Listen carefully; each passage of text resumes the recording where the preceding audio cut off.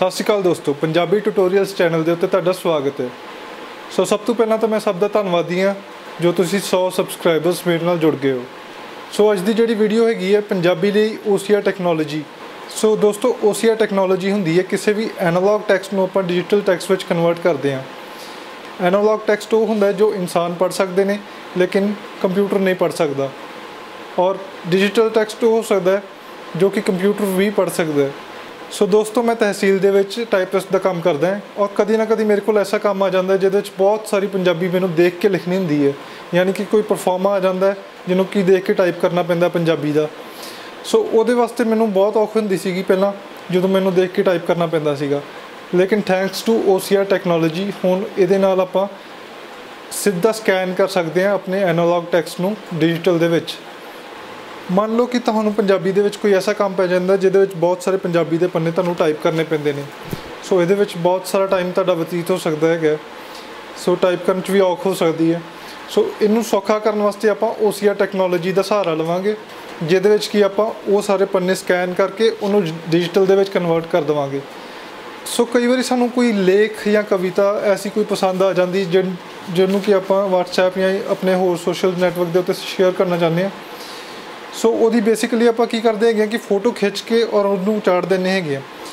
एक तो फोटो का साइज़ वड्डा हुंदा है, ठीक है, और जिन्ना वो अगे सर्कुलेट होएगी वो क्वालिटी घटती जाएगी, और उन्होंने आप उस टैक्सट को एडिट नहीं कर सकते, ठीक है जी। और लेकिन जो आप OCR दे विच कन्वर्ट कर लवांगे तो आप उन्होंने एडिट भी कर सकांगे क्योंकि वो डिजिटल टैक्सट होएगा। सो मैं तुहानूं करके दिखावांगा कि अज आप किदां अपने OCR नाल पंजाबी दे जिहड़े पन्ने ने उन्होंने डिजिटल दे विच किदां कन्वर्ट कर सकते हैं। सो आओ चलते हैं अपने कंप्यूटर पे।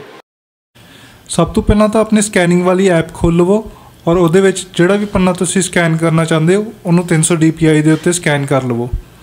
याद रहे कि 300 DPI तो जे घट दे उत्ते आपां स्कैन करते हैं तो टैक्सट दे विच गलती होने की संभावना वध जाती है।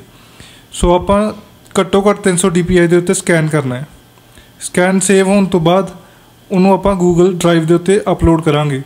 जे तुहाडे कोल गूगल का अकाउंट है तो तुसीं अपने अकाउंट नूं लॉगिन करके गूगल ड्राइव ते कर सकते हो, नहीं तो अपना एक गूगल ड्राइव ते अकाउंट बना लवो। स्कैन की हुई फाइल अपलोड करने वास्ते आपां न्यू वाले बटन के उत्ते दब के और फाइल अपलोड का बटन दब देवांगे, या फिर फाइल नूं आपां ड्रैग एंड ड्रॉप कर लवांगे। कुछ ही सैकंडां दे विच फाइल तुहाडी अपलोड हो जाएगी और गूगल ड्राइव 'च दिखण लग पेगी।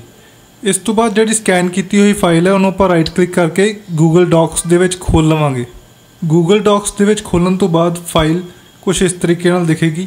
सब तो पहला तो जिहड़ी आपां फोटो स्कैन की होएगी वो दिखेगी, और उहदे थल्ले जिहड़ा उहदे विचों टैक्सट एक्सट्रैक्ट होया OCR होया वो टैक्सट दिखेगा।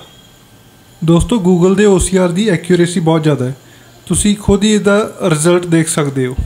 हुण तुसीं इस टैक्सट नूं कॉपी करके अपने किसी भी वर्ड प्रोसैसर दे विच जाके पेस्ट कर सकते हो, और उस तो बाद इस टैक्सट नूं एडिट कर सकते हो, जिद्दां कि तुसीं फॉन्ट साइज़ वड्डा छोटा कर सकते हो, और फॉन्ट चेंज कर सकते हो, कलर चेंज कर सकते हो, या कोई भी एडिटिंग इहदे विच कर सकते हो। सो आस करदा कि अज दा ट्यूटोरियल तुहानूं वधिया लग्गिया होएगा। सो जे मेरी वीडियोज़ तुहानूं इन्फॉर्मेटिव लगदियां ने तो मेरा चैनल सबसक्राइब कर लो और वीडियो नूं शेयर और लाइक कर दो। धन्नवाद।